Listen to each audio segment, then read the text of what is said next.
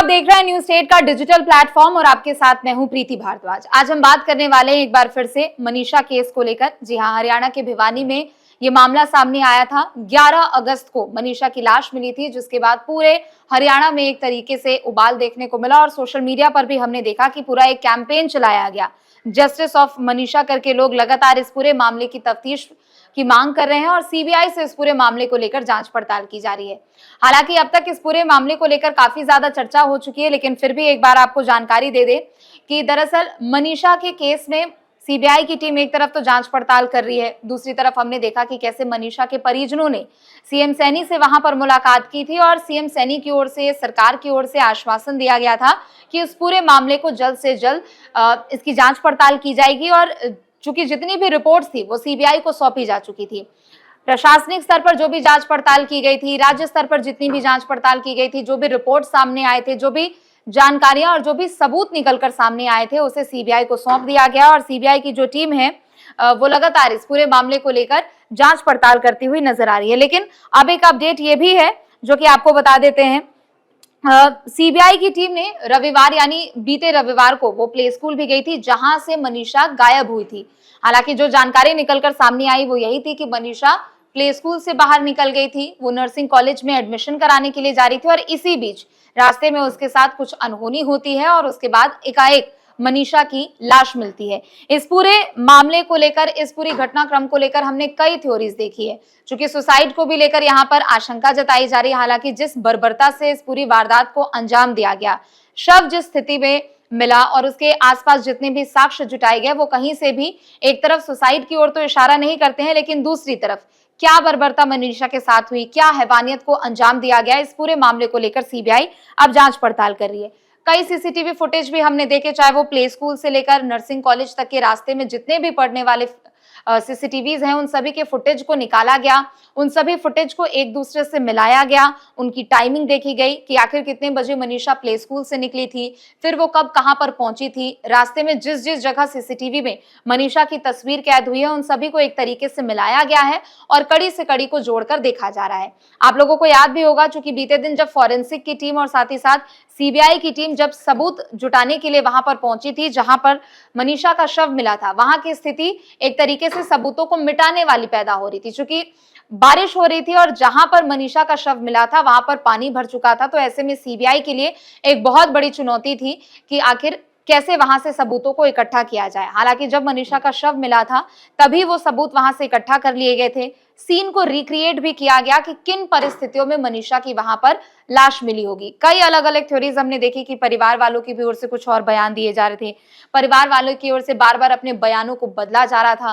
कभी सीबीआई की टीम मनीषा के माता पिता से पूछताछ करती है, तो कभी उसके चाचा चाची से पूछताछ करती है, कभी उसके दादा से पूछताछ की जाती है। लेकिन वो जो पूरा इलाका है वहां के लोगों में काफी ज्यादा आक्रोश है और लोग दरअसल ये मांग यही कर रहे हैं कि जल्द से जल्द सीबीआई अपनी रिपोर्ट में किसी बात का खुलासा करे, सीबीआई अपनी रिपोर्ट में किसी बात का जिक्र करे, ताकि उसके बाद ये आईने की तरह साफ हो जाए कि मनीषा के साथ किसी बर्बरता को अंजाम दिया गया है। सबसे पहले जब रविवार को प्ले स्कूल में सीबीआई की टीम वहां पर पहुंची तो जितने भी मनीषा के परिजन हैं उनसे पूछताछ की गई और जितने भी प्ले स्कूल के स्टाफ्स हैं उनसे पूछताछ की गई कि मनीषा आखिर प्ले स्कूल में उस दिन कितने बजे आई थी, मनीषा की पूरी दिन भर की एक्टिविटी प्ले स्कूल में कैसी थी, मनीषा कितने बजे वहां से निकली, क्या इस दौरान किसी से मनीषा की बातचीत हुई थी, क्या मनीषा किसी का नाम ले रही थी या किसी से मुलाकात करने के लिए जा रही हो। क्योंकि इसमें एक लव एंगल का भी मामला सामने आया था जो कि हमने बीते दिनों आपको बताया था।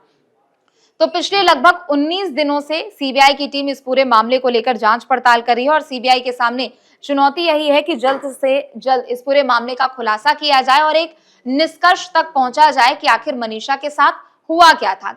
क्यों ऐसी बर्बरता को अंजाम दिया गया। और अगर सुसाइड जैसी जो आशंकाएं लोगों की ओर से जताई जा रही है, हालांकि प्रमाण कुछ और कहते हैं, अगर सुसाइड जैसी चीज भी है तो इसके पीछे क्या कारण हो सकता है, इसे लेकर भी सीबीआई की टीम जांच पड़ताल कर रही है। क्योंकि 19 दिनों से मामले में जांच पड़ताल हो रही है, तो अभी तक किन किन लोगों से पूछताछ की गई है ये भी आपको बता दें। प्ले स्कूल के संचालक से पूछताछ की गई है, स्टाफ से, वहां के जितने भी प्ले स्कूल के स्टाफ है उनसे पूछताछ की गई है, नर्सिंग कॉलेज जहां पर मनीषा एडमिशन कराने के लिए जा रही थी वहां के संचालक से भी पूछताछ की गई है कि एडमिशन को लेकर कुछ बातचीत हुई हो, वहां के जो फैकल्टीज है, वहां के जो स्टाफ्स हैं उनसे पूछताछ की गई है। मनीषा के परिजनों से पूछताछ हुई है। इसके अलावा जिन लोगों ने उसके शव को देखा था, जो स्थानीय लोगों ने उसके शव को देखा और फिर जब पुलिस को सूचना दी गई तो उनसे यहाँ पर पूछताछ हुई। ग्राम प्रधान से भी बातचीत हुई, खाद बीज विक्रेता दुकानदार से भी पूछताछ हुई, क्योंकि ये तमाम जानकारियां निकलकर सामने आई कि मनीषा